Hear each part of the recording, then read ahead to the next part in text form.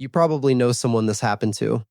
There was a person in your life, sharp, the one who noticed things other people missed, the one whose messages were worth reading twice. And then, slowly, they were just gone. Not a fight, no falling out, no dramatic exit. They just stopped showing up. The replies got shorter, then rarer, then stopped. They pulled back from the group, and one day you realized you couldn't remember the last time you'd actually seen them. And here's the part that stays with you. When you did finally reach them, they weren't sad about it. They weren't lonely. They seemed fine, better even. For most people, pulling away from friends makes them miserable. That's the normal wiring. We're social animals, and isolation hurts us. But there's a specific group of people for whom the wiring seems to run backwards. The more they withdraw, the better they feel. And there's a real study, 15,000 people, that found exactly this. It's strange, it's a little uncomfortable, and the popular version of it gets the meaning almost completely wrong. So let's look at what's actually going on, because if this is you, you're not broken. And if this is someone you lost, you'll want to understand what really happened. Let's start with the research, because it's the foundation for everything else, and it's constantly misreported. In 2016, two evolutionary psychologists, Li and Satoshi Kanazawa, published a study in the British Journal of Psychology. They used data from a long-term survey of around 15,000 adults, aged 18 to 28. They were looking at what makes people satisfied with their lives, and they focused on two things: how densely populated a place someone lived in, and how often they socialized with friends. And for most people, the results were exactly what you'd expect. The more often people saw their friends, the more satisfied they were with life. Friendship made people happier, no surprise there. But then they split the data by intelligence. And for the most intelligent people in the sample, one of those findings didn't just weaken. It reversed.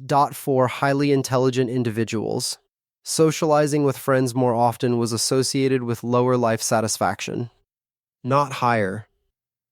The more they socialized, the less satisfied they reported being. Now, I need to be careful and precise here because this is exactly where the internet gets it wrong. This does not mean intelligent people hate their friends or don't need anyone or are better off alone. That's the clickbait version. What the data showed is a subtler thing. For this specific group, frequent socializing had a weaker positive effect, and at the extreme end, the association flipped. That's it. That's the actual finding. Hold on to the real version, because the real version is the interesting one. So why would this happen? The researchers had a theory, and it's genuinely fascinating. They call it the savanna theory of happiness. The idea goes like this: your brain didn't evolve for the world you're living in. It evolved for a world that's been gone for thousands of years, the African savanna, where our ancestors lived in small bands of maybe 150 people, spread thin across the landscape. In that world, two things were true. Space was normal, you were rarely surrounded by crowds of strangers. And your relationships were everything. Cooperation with the people around you was quite literally survival. If your band rejected you, you died. So the theory argues that a lot of what still makes us happy or unhappy today is an echo of that ancient world. It's why people in crowded cities tend to report less life satisfaction than people in quiet rural places. Some part of your brain is still expecting the savanna, and a packed subway car is not the savanna. Now here's where intelligence comes in, and this is the clever part of their argument. The researchers suggest that higher intelligence is, in part, the ability to solve novel problems our ancestors never faced. And a person who's good at handling the novel and the modern may be less dependent on the ancient blueprint, less bound by the old programming that says stay close to the group, socialize constantly, or suffer. In their framing, Highly intelligent people are, in a sense, better adapted to modern life, a life our biology hasn't caught up with. And one consequence of that is they don't need the constant social contact the old wiring demands. They can step back from it without paying the emotional price most people pay. That's the theory. And I want to stress that word theory.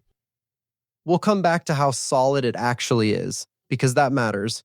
But let's take the theory seriously for a moment and connect it to what you actually see, because it explains the disappearing act with uncomfortable precision.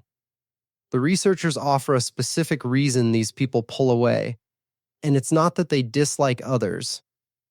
It's that they're pursuing something. A long-term goal. The doctor who'd rather spend the evening on a hard case. The writer deep in a book. The person building something who finds that constant socializing doesn't relax them, it interrupts them. For most of us, a night out with friends refills the tank. For this specific group, it can feel like being pulled away from the thing that actually gives their life meaning. The socializing isn't the reward. It's the tax. And there's a second layer here, quieter and sadder than the goal-chasing explanation, and the study hints at it without quite saying it. Frequent socializing, for a lot of intelligent people, means frequent mismatch. Conversations that stay on the surface when they want to go deeper. Small talk that feels like running an engine in neutral. The slow, draining effort of translating your actual thoughts into something that fits the room. Do that for years, and a quiet calculation forms, mostly below conscious awareness. The effort is high, the return is low. And so, without ever deciding to, they start to withdraw. Not out of arrogance. Out of exhaustion, now I have to slow down and be honest with you, because I've been presenting this theory at its most persuasive, and it has real problems. A video that skips this part would be doing you a disservice. First, and most importantly, this is correlational. The study found an association between intelligence and getting less satisfaction from frequent socializing. It did not prove that intelligence causes people to withdraw. Association is not causation, and I'll keep saying that in every one of these videos because it's the single most abused idea in pop psychology. Second, the way happiness was measured is genuinely contested. The study used life satisfaction people answering how satisfied they are with life as a whole. But another respected researcher, Carol Graham, pointed out that this misses experienced well-being. It doesn't ask how often you laughed yesterday or how often you felt lonely last week. It's entirely possible to report high satisfaction with your life while being quietly, experientially miserable. So their happier alone is doing a lot of work that the data doesn't fully support. Third, and I can't skip this, Satoshi Kanazawa, one of the authors, is a genuinely controversial figure in psychology. Some of his other work has been heavily criticized on both scientific and ethical grounds. That doesn't automatically make this particular study wrong. You have to judge each piece of work on its merits, but it does mean you should hold the conclusions loosely rather than treating them as settled fact. And fourth, the whole savanna theory is, by its nature, very hard to test. It's a story about a past we can't directly observe, used to explain a present we can. Those explanations can be illuminating, but they can also be almost impossible to prove wrong, and a theory you can't prove wrong should always make you a little suspicious. So where does that leave us? With something real but modest. There does seem to be a pattern where some intelligent people get less out of frequent socializing than others do. The grand evolutionary explanation for why is interesting and unproven. Treat the pattern as real and the story behind it as one possibility among several. So let's bring this home, because there are two kinds of people watching this, and I want to talk to both. If you're the one who disappeared, the one who's quietly relieved when plans get canceled, who finds most socializing more draining than restoring, here's what I'd offer. There's probably nothing wrong with you. Needing less social contact than average is not a defect. and the guilt you may feel about it is largely the old wiring scolding you for not doing what it expects. But, and this is the part the flattering version of this idea leaves out, be very careful. Because I'm too intelligent for shallow socializing is one of the most comfortable and most dangerous stories a person can tell themselves. It can be true. It can also be a rationalization that turns ordinary avoidance, or social anxiety, or slow drift into isolation, into something that sounds like a compliment. The research does not say intelligent people don't need connection. Humans need connection. What it hints at is that intelligent people may need less frequent, higher quality connection, a small number of relationships with real depth, rather than a busy calendar of shallow ones. That's a very different conclusion from "you're better off alone." One is a recipe for a good life. The other is a slow trap wearing the mask of superiority. And if you're the one who got left behind, the one who watched someone drift away and quietly wondered what you did wrong, here's the reframe. Probably nothing. For some people, the pulling back genuinely isn't about you. It isn't rejection. It's a different relationship to solitude and depth than the one you have. Understanding that won't fill the space they left, but it might let you stop carrying a blame that was never yours.